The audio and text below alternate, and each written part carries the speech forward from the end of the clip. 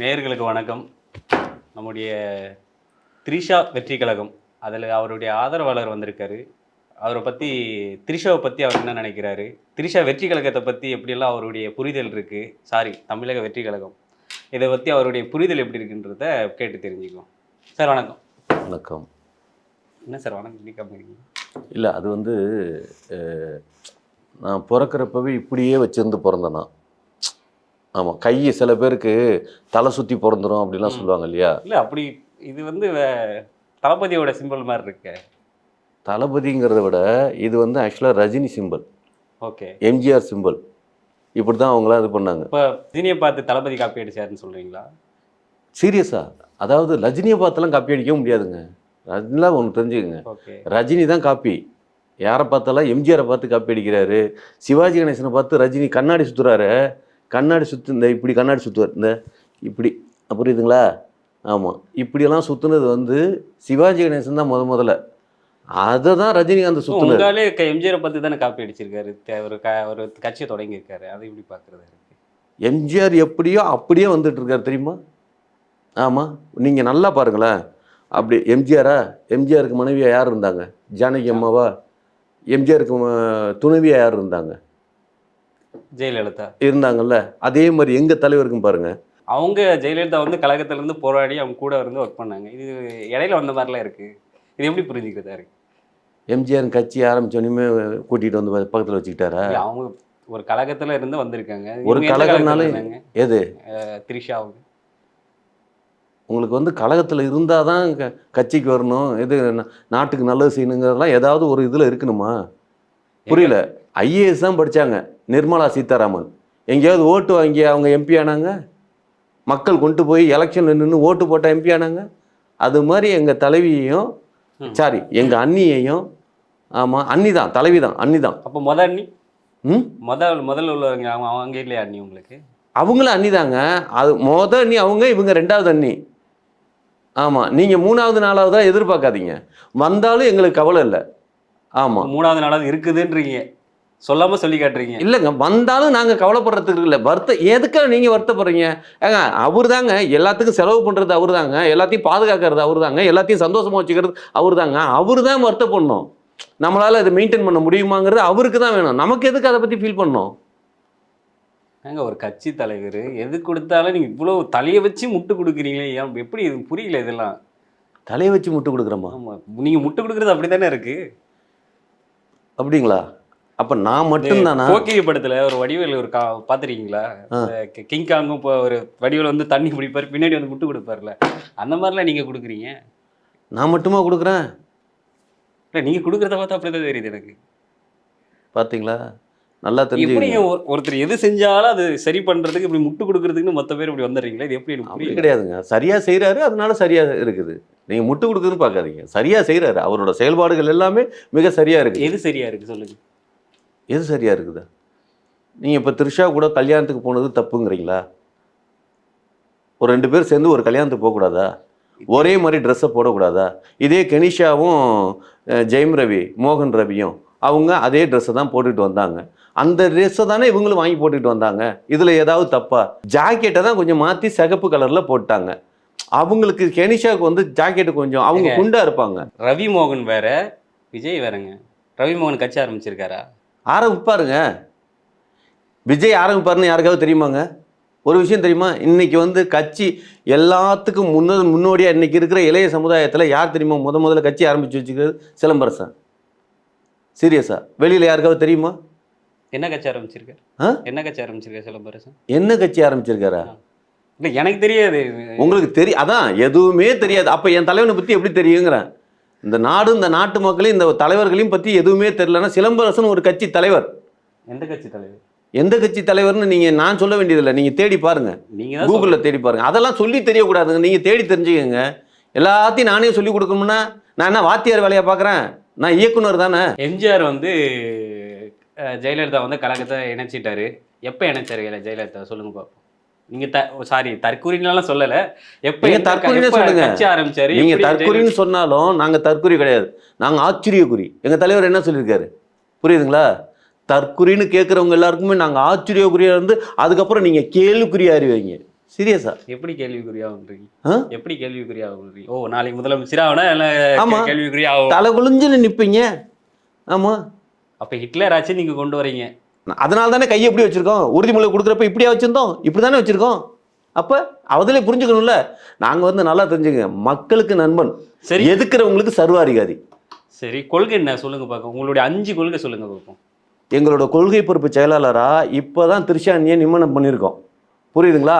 அவங்க வாசிப்பாங்க. என்ன வாசிப்பாங்க? எங்களோட அறிக்கை, தேர்தல் அறிக்கை என்ன, அடுத்தாப்புல வரப்போற திட்டங்கள் நான் எல்லாமே. அறிக்கையை கேட்கல, கொள்கையை சொல்லுங்க.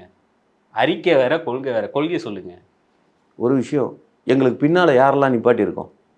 எனக்கு தெரியும், நீங்க சொல்லுங்க. நீங்க தானே, உங்க கட்சி தானே, நீங்க சொல்லுங்க. நீங்க அந்த ஆதரவாளர் தானே, நீங்க சொல்லுங்க. சரி, பெரியாருக்கு கொள்கை இருக்கா இல்லையா? பெரியாருக்கு கொள்கை இருக்கு, காமராஜருக்கு இருக்கு, எல்லாருக்கும் அம்பேத்கருக்குலாம் இருக்கு, இருக்கு. எல்லாருக்கும் இருக்கு.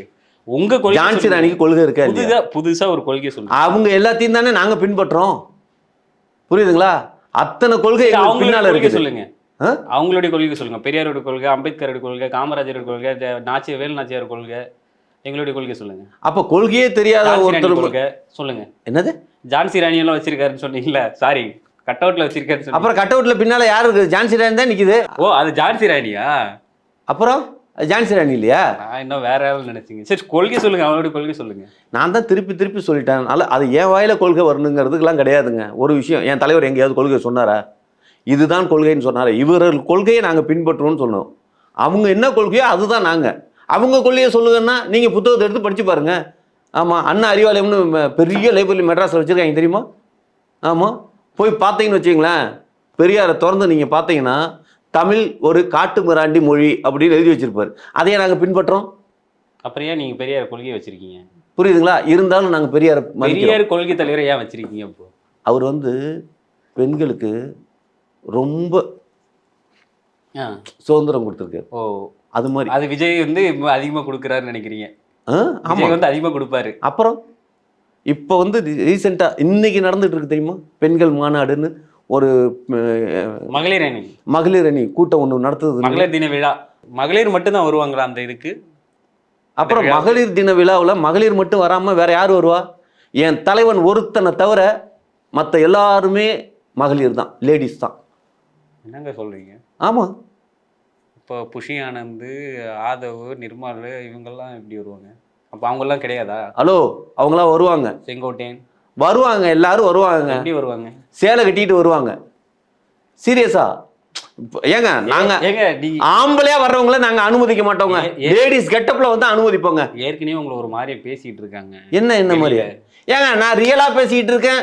சீரியஸா நீங்க நான் சொல்றது உண்மையா இருக்கும் பாருங்க. அவங்கலாம் வந்து லேடிஸ் கெட்டப்ல வருவாங்க. ஆமா, ஆல்ரெடி உங்களை மகளிர் தினம்னா எல்லாரும் மகளிரா மாறிடணுங்க. நான் மாறணும்னா உடனே போய் பாம்பேக்கு மாற சொல்ல, அட்லீஸ்ட் ட்ரெஸ் கோட்லயாவது மாறி இருக்கணும் இல்லையா?